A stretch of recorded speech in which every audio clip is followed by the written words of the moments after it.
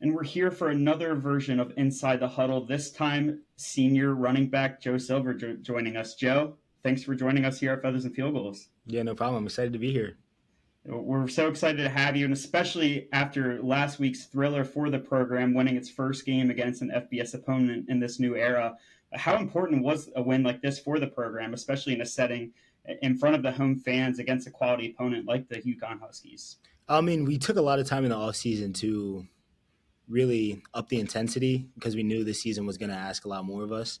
And then within the past few weeks, there's kind of just been, again, like an upped intensity, especially because we were executing kind of half-heartedly in the first two games.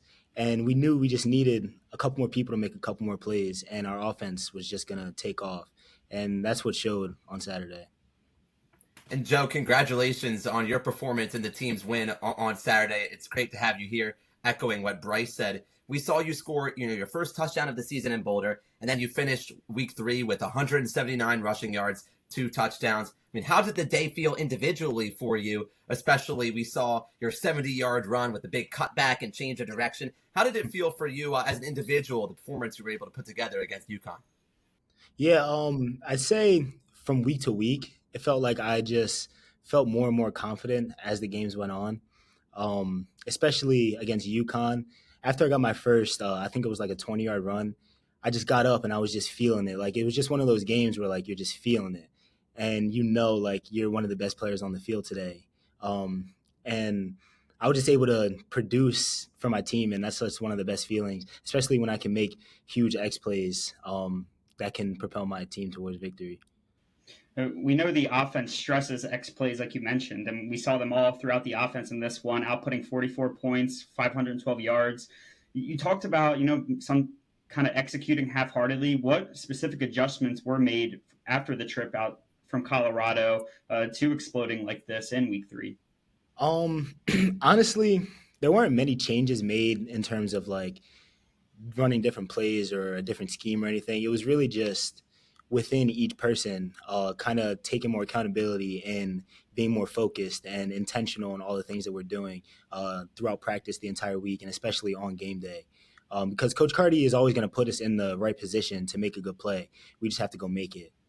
And Joe, another thing we always hear the program echo, of course, is committed, relentless, and finish. Those pillars right there. And the finish to the UConn game, of course, the story of the game and clinching it in the final seconds to extend it. And then we know at the very end how all that ends. A 2-minute drill, a condensed field in overtime with you guys on offense starting at the 25. We know you folks are definitely practicing those scenarios a lot. I'm sure it's drilled quite a bit. You're ready for those pressure situations. But how did you feel that the offense was prepared? Early in the year, this is that kind of, it starts to feel like a tone-defining moment, those pressure-packed moments late in the game. Yeah, like you said, it's one of our core values. And when the time comes, we're just ready for that moment because our offense and our team is built on that. And it was just great to be able to there were points where it looked like the game wasn't going to go our way in that final drive. And we had to kind of say to ourselves, like, we're still in this. We still have the next play. Like, we're still alive. Let's go finish this thing. So it really took a lot for everybody to finish that game, especially with how high scoring the game was. Knowing that as an offense, we were just going to have to outscore them. So we were just going to have to keep going until the final whistle. Just keep scoring. Speaking of preparation from fall camp into moments like this, one of the biggest in-season switches was Nick Minicucci taking over the offense. How is it being in the huddle, getting handoffs and passes from Nick, who has really stepped up for the program in each of the last 3 seasons when his name's been called upon? Yeah, I mean, I trust Nick with all my heart out there. I've been next to him. I always think back to that Lafayette game when we both stepped up and made some big plays. And ever since then, like, I just feel like we mesh together. We mesh together well out there. Our games complement each other well. And it's just nice to be right next to him, knowing that I can trust him and he can trust me. It's got to be, Joe, pretty cool to see Nick run the way he does, kind of like a tailback and kind of a bit of a bruiser. Would you say he's kind of a bruiser out there? I mean, I've described him that way. What does it look like to you? I mean, I hate how much he loves contact. Like, I just want him to be safe, but he just wants to hit someone so bad. And I'm like, dude, no, please just go down. But I mean, like those plays where he like we would motion out and then he would like do what looked like a QB draw, like that was just inside zone for the quarterback. So he has to read it exactly like I'm reading inside zone. And it's nice to see him find the hole and hit it with full speed, uh, completely running guys over for first downs and things like that. It's great to see from a QB. And Bryce, I know Nick doing that multiple times this season, like you said, not once, twice, three times in last week, and then also scoring the program's first touchdown of the season against Delaware State. And we talked about the X plays in the offense. You had one of them on that 70-yard cutback run, another member with an X play for 60-plus yards for a score was out wide, and Kyrie Duplessis, who has really made an impact since joining from Coastal Carolina. How important has Kyrie's addition been to a strong list of a long list of returning playmakers into this offense? Yeah, I mean, it's always nice to have guys that can make plays outside, especially in the Colorado game. I feel like we didn't have as much playmaking outside, and that kind of led to us not producing as many points as we feel like we should have.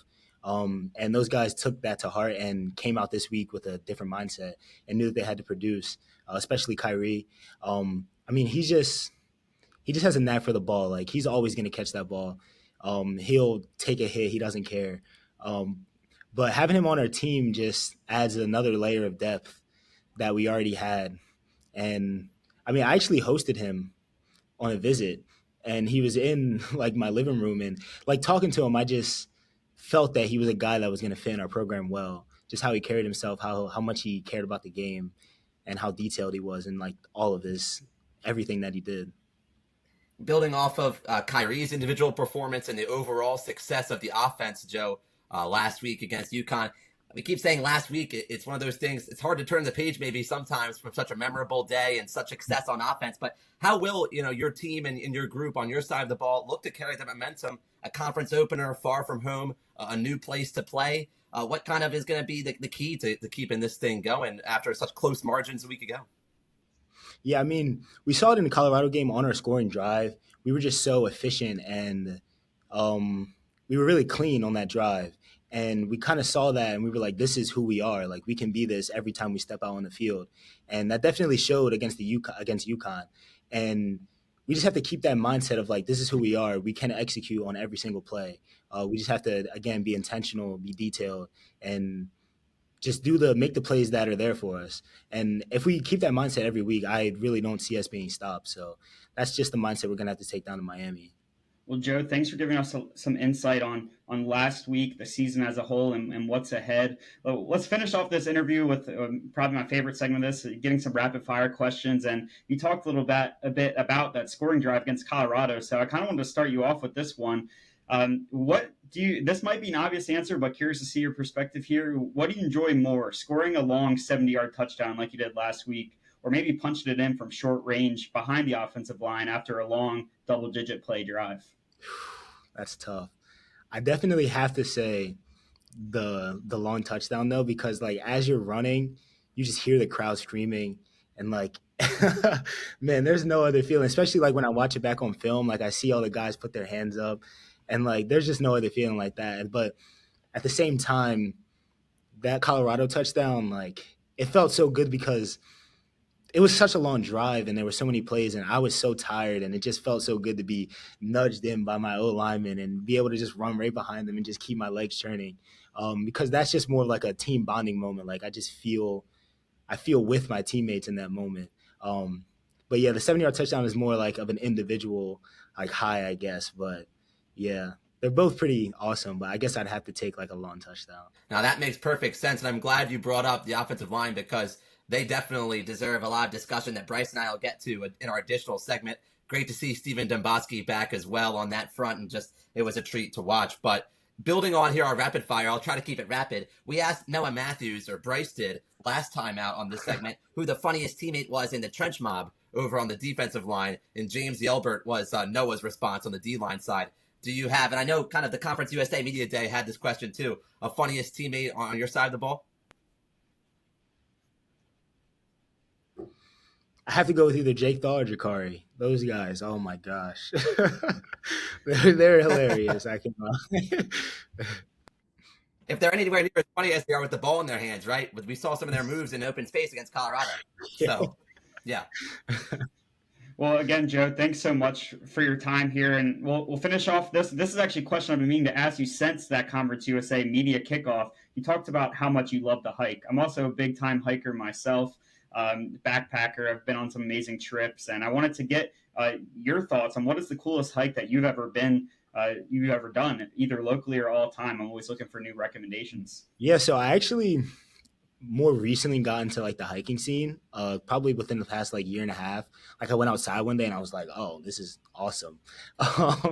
But the most recent, I would say the best hike that I've been on recently was at Hawk Mountain in Pennsylvania. That's a That's really good just one. the hawks were like flying right around me, and it was just like the most surreal experience ever. Yeah, Hawk Mountain's a really cool one. and I That's also cool. Yeah, was in Shenandoah over the summer, and I went to I think it was Mary's. It's like Mary's Peak or something like that. And I watched the sunrise there. That was nice. that's cool. Well, Yeah, if you ever get a chance to go back up to Colorado, I went to Rocky Mountain National Park yeah, recently. Some beautiful hikes out there. But yeah. I like Joe, going west. yeah. It's a different world than out here, Yeah. but there's still some great stuff in the Poconos locally for sure. But Joe, Mhm. thanks again for joining us for our second edition of Inside the Huddle. Safe travels down to Miami for this first Conference USA matchup for the Hens, and best of luck the rest of the season. Thank you. Thanks for having me, guys.